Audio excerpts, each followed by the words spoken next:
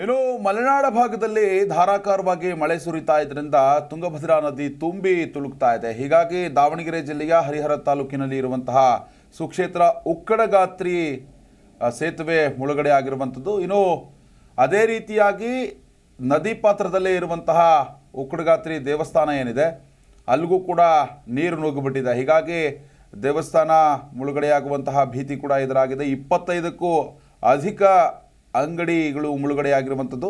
ಉಕ್ಕಡಗಾತ್ರಿ ಅಜ್ಜಯ ದೇವಸ್ಥಾನದ ಪಾದಗಟ್ಟೆ ಸಂಪೂರ್ಣವಾಗಿ ಜಲಾವೃತಗೊಂಡಿದೆ.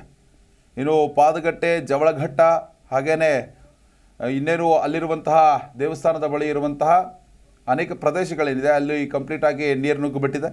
ನದಿ ಪಾತ್ರದಲ್ಲಿ ಸುಳಿಯದಂತೆ ಅಧಿಕಾರಿಗಳು ಮುನ್ನೆಚ್ಚರಿಕೆಯನ್ನು ಕೂಡ ಕೊಟ್ಟಿದ್ದಾರೆ. ಬ್ಯಾರಿಕೇಡ್ ಹಾಕಿ ಯಾರೂ ಕೂಡ ನದಿಗಿಳಿಯದಂತೆ ಜಿಲ್ಲಾಡಳಿತ, ತಾಲೂಕಾಡಳಿತ ಅಲ್ಲಿ ಎಚ್ಚರಿಕೆಯನ್ನು, ಮುಂಜಾಗ್ರತಾ ಕ್ರಮವನ್ನು ಕೂಡ ವಹಿಸಿರುವಂಥದ್ದು ದೃಶ್ಯಾವಳಿಗಳಲ್ಲಿ ಗಮನಿಸ್ತಾ ಇದ್ದೀರಾ. ಮಲೆನಾಡು ಭಾಗದಲ್ಲಿ ಮಳೆಯಾಯಿತು ಅಂತಂದರೆ ತುಂಗಭದ್ರಾ ನದಿ ತುಂಬಿ ತುಳುಕುತ್ತೆ. ಸದ್ಯಕ್ಕೆ ಹರಿಹರದಿಂದ 30 ಕಿಲೋಮೀಟರ್ ದೂರದಲ್ಲಿರುವಂತಹ ಉಕ್ಕಡಗಾತ್ರಿ ಏನಿದೆ ಅಲ್ಲಿರುವಂತಹ ಅಜ್ಜಯ್ಯನ ದೇವಸ್ಥಾನ ಈಗ ಸಂಪೂರ್ಣವಾಗಿ ಜಲಾವೃತಗೊಂಡಿರುವಂಥದ್ದು. ದೇವಸ್ಥಾನದ ಬಳಿಯಲ್ಲಿ ಇರುವಂತಹ ದೇವಾಲಯ, ಅಲ್ಲಿರುವಂತಹ ಅಂಗಡಿಗಳಿಗೂ ಕೂಡ ಕಂಪ್ಲೀಟಾಗಿ ನೀರು ನುಗ್ಗಿದೆ.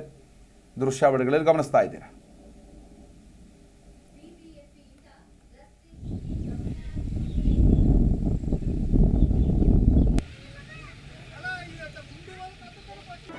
ಜಿ ಕನ್ನಡ ನ್ಯೂಸ್ ಈಗ ನಿಮ್ಮ ಮನೆಯಲ್ಲೇ ನೋಡಿ. ಎಲ್ಲ ಕೇಬಲ್ಗಳಲ್ಲಿ ಈಗ ಲಭ್ಯ.